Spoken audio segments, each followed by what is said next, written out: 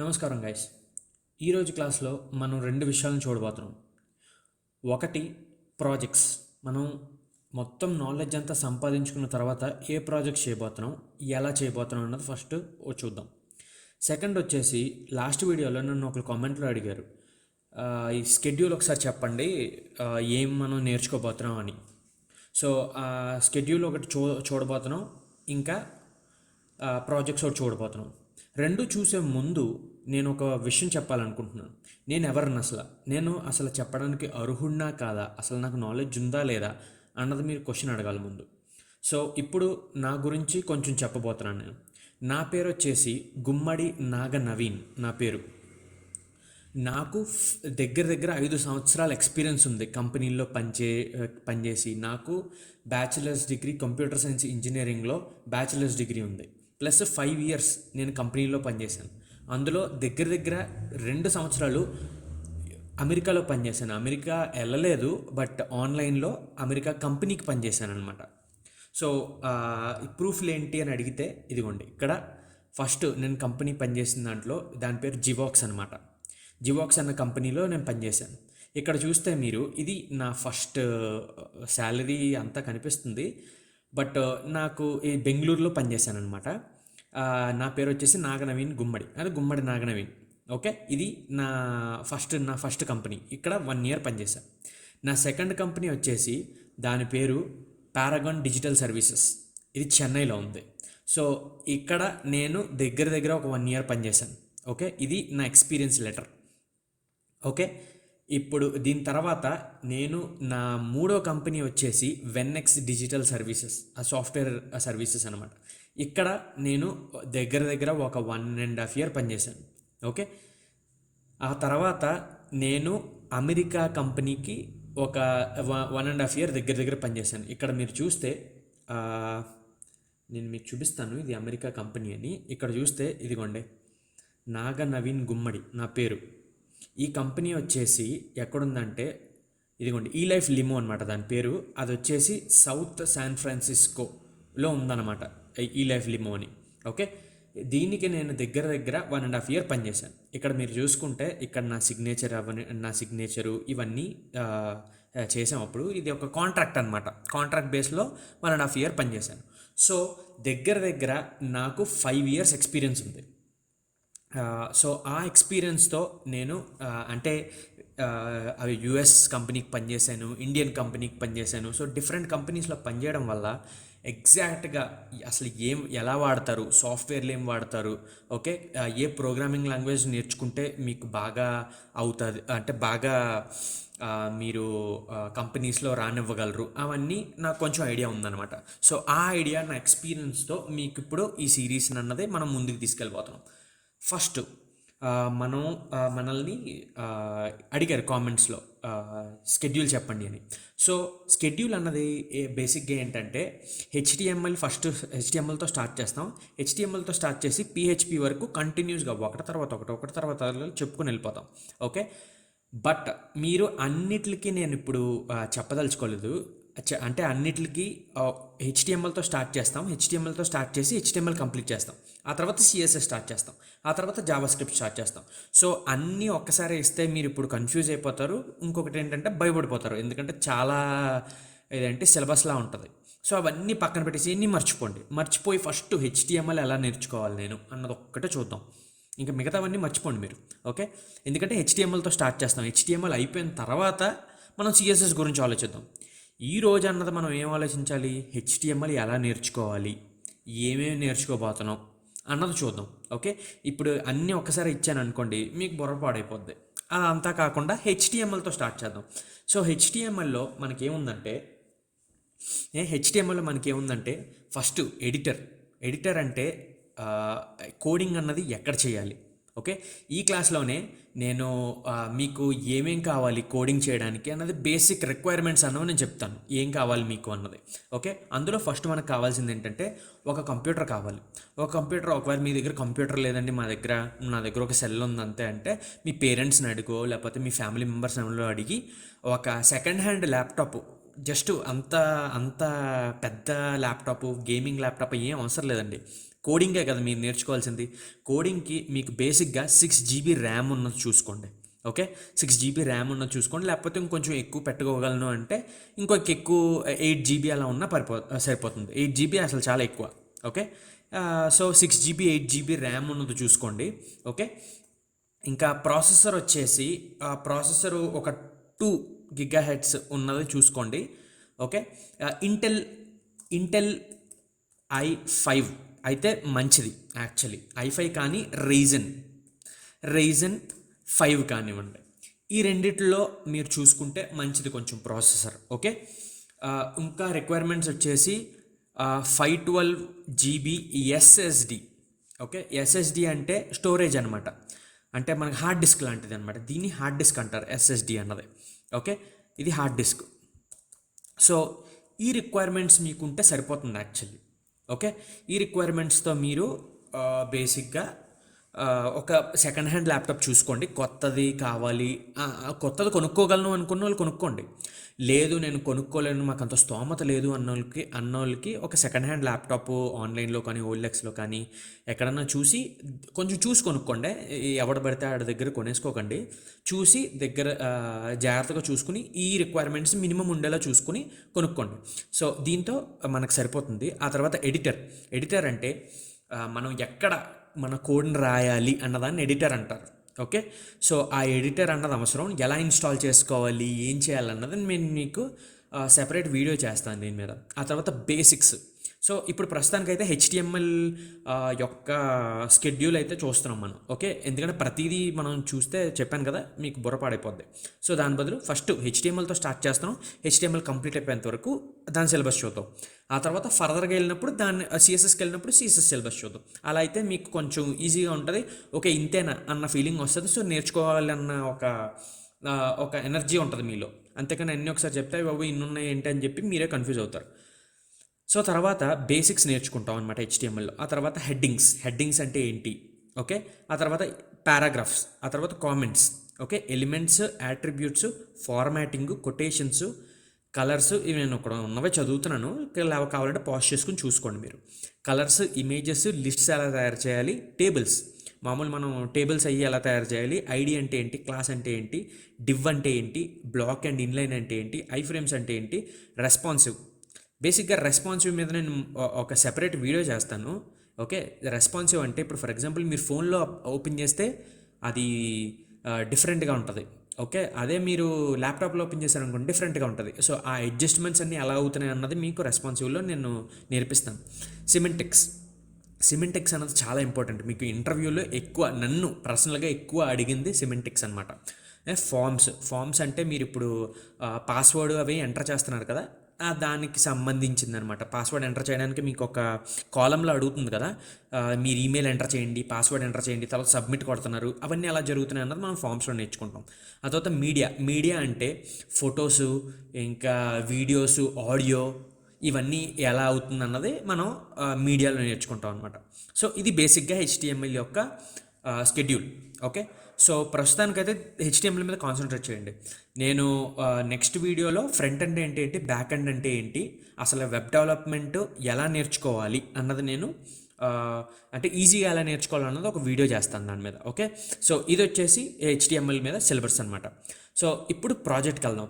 So project వచ్చేసి ఇది ఒక కంప్లీట్ పెద్ద ప్రాజెక్ట్ అనమాట. నాకు పర్సనల్గా 5 years ఎక్స్పీరియన్స్ ఉండి కూడా నేను ఈ ప్రాజెక్ట్ చేయడానికి 2 months తీసుకున్నాను దగ్గర, అంటే 1.5 month 2 months దగ్గర తీసుకున్నాను. ఓకే, ఈ ప్రాజెక్ట్ వచ్చేసి ఒక మీరు ఇప్పుడు కాలేజీలో స్కూల్లో చదువుతున్న ఇదేంటి అటెండెన్స్ తీసుకోవడం అని, ఇంకా ఆన్లైన్ పేమెంట్స్ చేయడం అని, ఓకే, ఇంకా రిసిప్ట్లు ఇవ్వడం అని, ప్లస్ అంటే స్కూల్ టీచర్స్ని మెయింటైన్ చేయడము, పేరెంట్స్ని మెయింటైన్ చేయడము, ఇంకా ఫైనాన్స్ మెయింటైన్ చేయడము, ఓకే, డబ్బులు అన్నది మనం ఎలా మెయింటైన్ చేయడం, మొత్తం అంతా ఈ ప్రాజెక్ట్ అనమాట. ఇప్పుడు నేను కొంచెం డీటెయిల్గా ఎక్స్ప్లెయిన్ చేస్తాను ఈ ప్రాజెక్ట్ గురించి. ఓకే, ఇది వచ్చేసి బేసిక్ వెబ్సైట్. ఒక స్కూల్కి మనం వెబ్సైట్ లాగా ఇచ్చి ఆ తర్వాత ఇది వేరే లాంగ్వేజ్లో ఉంది, బట్ నేను లాంగ్వేజ్ అన్నది మారుస్తాను. ఓకే, మీకు అర్థమయ్యేలాగా ఇంగ్లీష్లో మారుస్తాను, లేకపోతే తెలుగులో మార్చండి మాకు అని కామెంట్లో పెడితే నేను తెలుగులోకే మారుస్తాను అనమాట. ఇక్కడ వచ్చేసి ఈమెయిల్, పాస్వర్డ్. ఇక్కడ మీరు ఈమెయిల్, పాస్వర్డ్ ఇచ్చుకుని లాగిన్ అవ్వాలన్నమాట. సో లాగిన్ అయిన తర్వాత సాఫ్ట్వేర్ అన్నది స్టార్ట్ అవుతుంది. ఓకే, ఇక్కడ వచ్చేసి basic website. So basic website school representation website లాంటిది అనమాట. ఇక్కడ స్కూల్ యొక్క వీడియో, కాకపోతే కాంటాక్ట్ ఫాము, ఎక్కడుందో స్కూలు, ఓకే, బేసిక్ డీటెయిల్స్ అనమాట స్కూల్ గురించి. ఇప్పుడు మనం లాగిన్ అయితే, ఓకే, లాగిన్ అయితే మనకి మొత్తం డీటెయిల్డ్గా ఇన్ఫర్మేషన్, ఒక సాఫ్ట్వేర్ అన్నది స్టార్ట్ అవుతుంది. బట్ ఇక్కడ నేను ఏదో ఒక పాస్వర్డ్ ఇస్తున్నాను చూడండి. ఏదో ఒక పాస్వర్డ్ ఇచ్చి లాగిన్ కొడుతుంటే నాకు లాగిన్ అవ్వట్లేదు. ఓకే, మళ్ళీ ట్రై చేయంటుంది. ఓకే, సో ఎగ్జాక్ట్గా ఇదంటే సెక్యూరిటీ మెజర్స్ ఇవి. సెక్యూరిటీ అన్నది ఎలా ఇవ్వాలి, ఓకే, ఎగ్జాక్ట్గా నేను అదే పాస్వర్డ్ ఇస్తే నాకు ఎంటర్ అవుతున్నాను చూసారా. మళ్ళీ ఈ గ్రాఫ్స్ ఎలా ఇవ్వాలి, ఓకే, ఈ గ్రాఫ్స్ అన్నది ఎలా ఇవ్వాలి. ఓకే, ఇది ఏంటంటే మంత్లీ పేమెంట్. ఇప్పుడు పిల్లలు అన్నది డబ్బులు కడతా ఉంటారు, ఆ మంత్లీ పేమెంట్ యొక్క డీటెయిల్స్ అనమాట. ఈ గ్రాఫ్స్ ఎలా ఇవ్వాలి. ఇక్కడ నుంచి ఈ ప్రింట్ కూడా తీసుకోవచ్చు కావాలంటే. ఓకే, ఇక్కడ ప్రింట్ అని కొడితే చూడండి, ఇక్కడ మనకి అది ఒక డాక్యుమెంట్లో మనకి ప్రింట్ ఇస్తుంది. ఇది ఎలా చేయాలి. ఓకే, ఆ తర్వాత ఇప్పుడు ఒక ఫార్మ్ అనమాట. ఇక్కడ ఈ పేరెంట్స్కి యాక్సెస్ ఇవ్వడానికి అనమాట. ఇది నేను లాంగ్వేజ్ అనేది మీరు ఇప్పుడు పట్టించుకోకండి, జస్ట్ ప్రాజెక్ట్ మీద కాన్సన్ట్రేట్ చేయండి, నేను తర్వాత మారుస్తాను లాంగ్వేజ్. ఓకే, సో ఇక్కడ యాక్సెస్ ఇవ్వడానికి పేరెంట్స్కి యాక్సెస్, ఇక్కడ నేను పేరెంట్స్కి యాక్సెస్ ఇస్తే అలాగ లాగిన్ అవ్వగలరు అనమాట. ఓకే, అంటే పేరెంట్స్కి ఒక లాగిన్ వస్తుంది. సేమ్ లాగిన్ ఫాము, ఇక్కడ సేమ్ లాగిన్ ఫామ్లో మీరు ఎంటర్ అయితే పేరెంట్స్కి డిఫరెంట్గా ఉంటుంది, ఫైనాన్స్కి డిఫరెంట్గా ఉంటుంది, అడ్మినిస్ట్రేషన్కి డిఫరెంట్గా ఉంటుంది, టీచర్స్కి డిఫరెంట్ ఉంటుంది. అలా డిఫరెంట్గా ఒకే లాగిన్ ఫామ్లో ఎలా ఇవ్వాలి అన్నది కూడా నేర్చుకుంటాం అనమాట. సో ఇక్కడ మనం స్టూడెంట్స్ చూస్తే మొత్తం ఇక్కడ ఒక స్టూడెంట్స్ లిస్ట్ వచ్చేస్తుంది మొత్తం. ఓకే, ఇక్కడ నేను సెర్చ్ చేస్తుంటా చూసారా, నాకు రియల్ టైంలో అంటే సెర్చ్ చేస్తున్న కొద్దీ నాకు దాని యొక్క ఈమెయిల్లో కానీ లేకపోతే నేమ్లో కానీ మ్యాచ్ అవుతుంటే నాకు ఒక డీటెయిల్స్ వస్తున్నాయి. సో దీని మీద నేను క్లిక్ చేస్తే దాని యొక్క డీటెయిల్ అనమాట. సో వాళ్ళ యొక్క పేమెంట్స్, వాళ్ళ యొక్క మార్క్ లిస్టు, వాళ్ళ యొక్క అటెండెన్స్ అన్నీ ఇక్కడ వస్తాయి అనమాట. ఒకవేళ స్టూడెంట్ని ఎడిట్ చేయాలనుకుంటే ఇక్కడ నేను ఎడిట్ చేసుకోవచ్చు స్టూడెంట్ని. ఓకే, సో అలాగే ఇక్కడ స్టూడెంట్ని యాక్టివ్ చేయొచ్చు, ఇన్యాక్టివ్ చేయొచ్చు అనమాట. సో ఇక్కడ వచ్చేసి వాళ్ళ యొక్క ఎప్పుడైతే డబ్బులు కట్టారు, ఎంత డబ్బులు కట్టారు అన్నది ఇక్కడ మొత్తం వస్తుంది అనమాట. ఇక్కడ వాళ్ళు డబ్బులు కట్టిన తర్వాత, ఓకే, ఇక్కడ ఇది వచ్చేసి డబ్బులు కట్టిన తర్వాత ఒక రిసిప్ట్ లాగా ఇస్తాం అనమాట. ఈ రిసిప్ట్ ఇక్కడ నుంచి డౌన్లోడ్ చేసుకోవచ్చు, ప్రింట్ కావాలంటే ప్రింట్ తీసుకోవచ్చు. ఓకే, అలా. సో ప్రస్తుతానికి వేరే లాంగ్వేజ్లో ఉంది, సో అది పట్టించుకోకండి. ఇక్కడ వచ్చేసి వాళ్ళ యొక్క సెమీఫైనల్లో ఎన్ని మార్కులు వచ్చినాయి వాళ్ళకి, మ్యాథ్స్ అవన్నీ మనం టీచర్ ఇస్తారనమాట. దానికి సెపరేట్ లాగిన్ ఉంది, అది మీకు చూపిస్తాను ఇప్పుడు నేను. అసిస్టెన్స్ అంటే అటెండెన్స్ లాగా అనమాట. ఇక్కడ ప్రజెంటా ఆబ్సెంటా, ఏ క్లాస్కి ప్రజెంటు, ఏ క్లాస్కి ఆబ్సెంటు అన్నది. ఓకే, ఇక్కడ మీరు ఇది చూసుకుంటే ఇక్కడ చూసుకుంటే అటెండెన్స్ అనమాట, ప్రజెంటా ఆబ్సెంటా అని అటెండెన్స్ తీసుకోవడానికి ఇక్కడ. ఓకే, ఇది ఒక టీచర్ యొక్క అటెండెన్స్లు తీసుకోవడానికి. ఓకే, అలాగా పర్మిషన్స్ తీసుకోవడానికి. ఇక్కడ చూసారా, ఇక్కడ పనిచేసే వాళ్ళందరూ వచ్చేసారు ఇక్కడ. అలాగే ఇక్కడ రీజన్ ఏంటి, మొత్తం ఒక అడ్మినిస్ట్రేషన్గా మొత్తం ఒక స్కూల్ని మేనేజ్ చేయడానికి మనకి సాఫ్ట్వేర్ అలాగనమాట. ఇక్కడ లాగౌట్ అనమాట. లాగౌట్ చేస్తే ఇప్పుడు నేను టీచర్ కింద లాగిన్ అవుతాను. ఓకే, టీచర్ కింద లాగిన్ అయితే చూడండి, నాకేమొస్తుంది చూడండి. సేమ్ లాగిన్ ఫామ్లో నేను లాగిన్ అవుతున్నాను. ఓకే, ఇక్కడ టీచర్ కింద లాగిన్ అయ్యాను. సిక్స్త్ క్లాస్కి ఇన్ఛార్జ్ అనమాట. సో వాళ్ళ యొక్క ప్రొఫైల్ చూసుకోవడానికి, ఓకే, ఎడిట్ కూడా చేసుకోవచ్చు. ఇది బ్యాట్మెన్ ఫోటో పెట్టాను నేను, సరే అది ఇగ్నోర్ చేయండి. ఓకే, ఇక్కడ మెటీరియల్ అనమాట. మెటీరియల్ అంటే ఇప్పుడు మ్యాథ్స్ మెటీరియల్ అవ్వనివ్వండి, ఏదన్నా ఇప్పుడు వాళ్ళు ఏమన్నా డాక్యుమెంట్స్ ఎలా అప్లోడ్ చేయాలి, ఇక్కడ ఏదైనా డాక్యుమెంట్స్ ఉంటే ఆ డాక్యుమెంట్స్ ఎలా అప్లోడ్ చేయాలి, ఓకే, అవన్నీ అనమాట. ఇక్కడ వచ్చేసి ఒకవేళ ఏమన్నా స్టూడెంట్స్ అసిస్టెన్స్ అంటే ప్రజెంటా ఆబ్సెంటా అన్నది తీసుకోవాలంటే ఇక్కడ నుంచి మనం వాళ్ళ యొక్క ఇక్కడ డేట్ సెలెక్ట్ చేసుకోవచ్చు అనమాట. ఈ డేట్ సెలెక్ట్ చేసుకుని వాళ్ళ యొక్క అటెండెన్స్ తీసుకోవడానికి బేసిక్గా. సో ఇది ఒక టీచర్ యొక్క లాగిన్ అనమాట. ఓకే, ఇక్కడేమో వాళ్ళకి మార్కులు ఇవ్వడానికి, ఇక్కడేమో ఎన్ని మార్కులు వచ్చాయి. ఓకే, ఈ క్లాస్ నేను లాగిన్ అయినప్పుడు 6th క్లాస్ వాళ్ళది కాబట్టి 6th క్లాస్ వాళ్ళ పేర్లే వస్తాయి నాకు ఇక్కడ. ఓకే, అందరి పేర్లు రావును, సో ఓన్లీ 6th క్లాస్ వాళ్ళ పేర్లే వస్తాయి. అది ఎలా చెయ్యాలి, ఒక టీచర్కి ఒక క్లాస్ అసైన్ చేస్తే వాళ్ళ యొక్క స్టూడెంట్సే ఎలా రావాలి అన్నది కూడా మనం డీటెయిల్డ్గా నేర్చుకుంటాం. ఓకే, ఇది వచ్చేసి ఈ పోర్టల్ వచ్చేసి మొత్తం టీచర్కి. ఓకే, అలాగా మనం చూసుకుంటే ఇప్పుడు స్టూడెంట్స్లోకి వెళ్తే మనం ఇక్కడ స్టూడెంట్స్ చూడడానికి ఒకటి ఉంటుంది. ఓకే, ఇక్కడ స్టూడెంట్స్ చూస్తే మనం ఫర్ ఎగ్జాంపుల్ ఈ ఈ యొక్క ఇది పేరెంట్ లాగిన్ అనమాట. ఇది ఓకే, ఇది ఒక పేరెంట్ లాగిన్. సో ఇది కాపీ చేసుకొని మనం పేరెంట్ కింద లాగిన్ అవుతాం. చూసారా, మీరు అబ్జర్వ్ చేస్తే నేను సేమ్ లాగిన్ ఫామ్లో లాగిన్ అవుతుంటే నాకు డిఫరెంట్గా ఓపెన్ అవుతున్నాయి. ఓకే, సో అది ఒక్కసారి ఇది చూసుకుంటే ఇక్కడ ప్రొఫైల్ తీసుకుంటే ఇక్కడ ఇద్దరు స్టూడెంట్స్ ఉన్నారు. ఓకే, యాక్టివ్ స్టూడెంట్స్ అనమాట. ఈ ట్యాగ్ ఎలా పెట్టాలి, యాక్టివ్, ఒకవేళ నేను అక్కడ ఇన్యాక్టివ్ చేస్తే మీకు కిందకి చూపించాను యాక్టివ్ చేయి ఇన్యాక్టివ్ ఎలా చేయాలి, అదే బటన్ ఒకటి ప్రొఫైల్కి వెళ్ళినప్పుడు అడ్మినిస్ట్రేషన్లో అక్కడ ఇన్యాక్టివ్ చేస్తే ఇక్కడ నాకు స్టూడెంట్ ఇన్యాక్టివ్ అయిపోతాడు అనమాట. ఇక్కడ డీటెయిల్స్ అనమాట, వాళ్ళ యొక్క అటెండెన్స్ చూసుకోవడానికి. ఫర్ ఎగ్జాంపుల్ మంత్ ఒకవేళ ఏప్రిల్లో నేను చూసుకుంటే ఇక్కడ చూసారా, ఏప్రిల్లో వీళ్ళ యొక్క అటెండెన్స్ అనమాట. ఇగో కార్డ్స్ కింద నాకు ఈ యొక్క తారీఖున వీళ్ళు అటెండ్ అయ్యారు. ఓకే, అలాగా నాకు మొత్తం డీటెయిల్స్ వచ్చేస్తాయి వీళ్ళవి పేరెంట్గా చూసుకుంటే. ఓకే, ఇక్కడ నుంచి పేమెంట్స్ చూసుకోవడానికి అనమాట. పేమెంట్స్ ఓకే, ఇది ఈ పర్సన్కి ఈ పేమెంట్స్ ఉన్నాయి, ఈ పర్సన్కి ఈ పేమెంట్స్ ఉన్నాయి. ఇక్కడ నుంచి రిసిప్ట్ డౌన్లోడ్ చేసుకోవచ్చు డైరెక్ట్గా. ఓకే, సో అలాగా ఇవి వచ్చేసి మార్క్స్ అనమాట. ఈ సెమీఫైనల్లో ఎన్ని మార్కులు వచ్చినాయి, ఓకే, తనకి ఎన్ని మార్కులు వచ్చినాయి. ఇక్కడ చూసారా 10 వచ్చినాయి, ఇక్కడ వచ్చేసి 23 వచ్చినాయి. So different. ఓకే, ఇక్కడ వచ్చేసి కాంటాక్ట్ చేయడానికి ఇక్కడ మెటీరియల్ ఏమన్నా అప్లోడ్ చేస్తే మెటీరియల్ అది డౌన్లోడ్ చేసుకోవడానికి.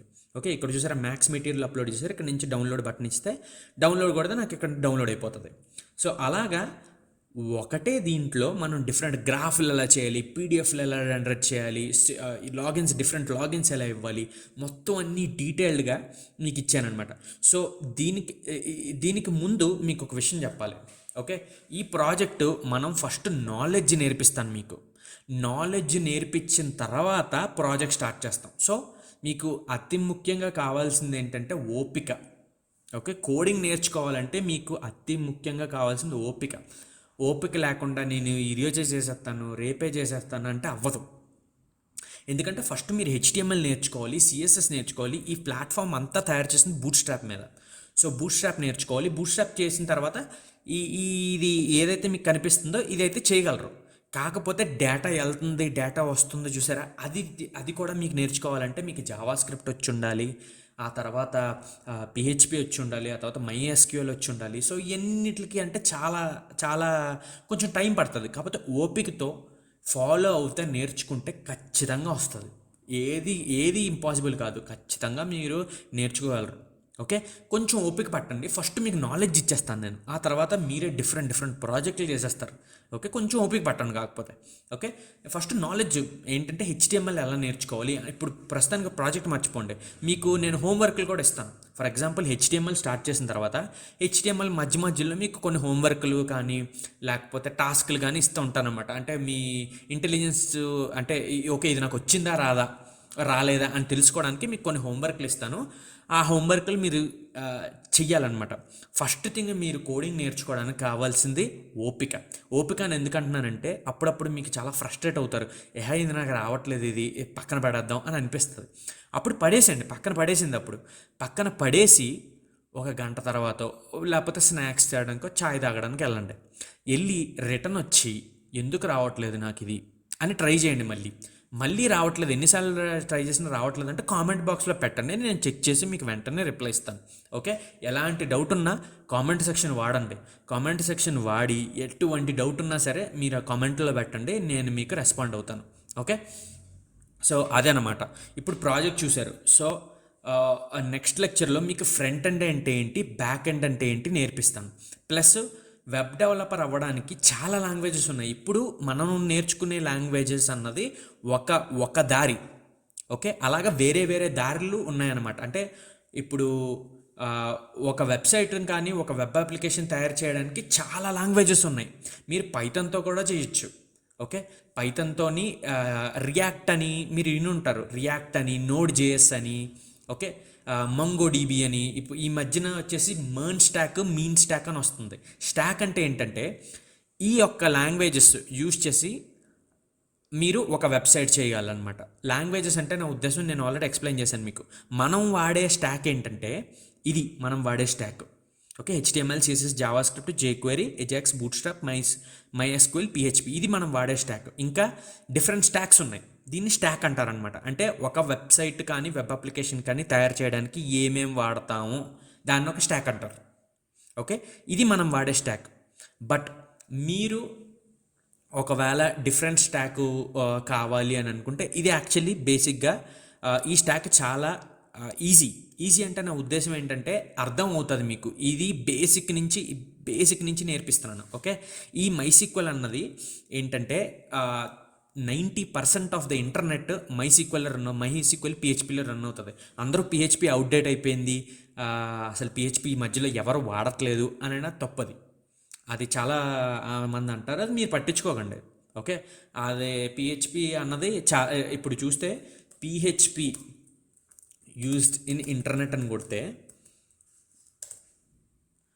మీరు చూసుకుంటే ఇక్కడ ఒక్కసారి పర్సంటేజ్ వస్తాను.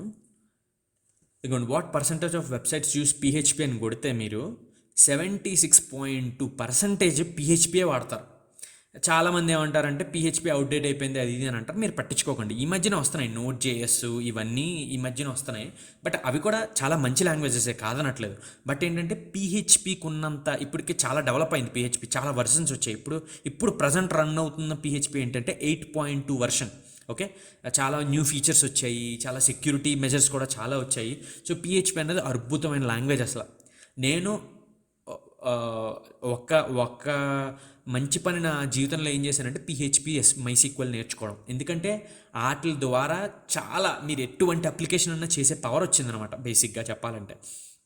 సో మీకు బేసిక్గా ఒక ఐడియా వచ్చింది కదా ఏంటి, మనం ఇందులోకి వెళ్ళబోతున్నాం, ఎలాంటి ప్రాజెక్ట్స్ చేయబోతున్నాం అన్నది.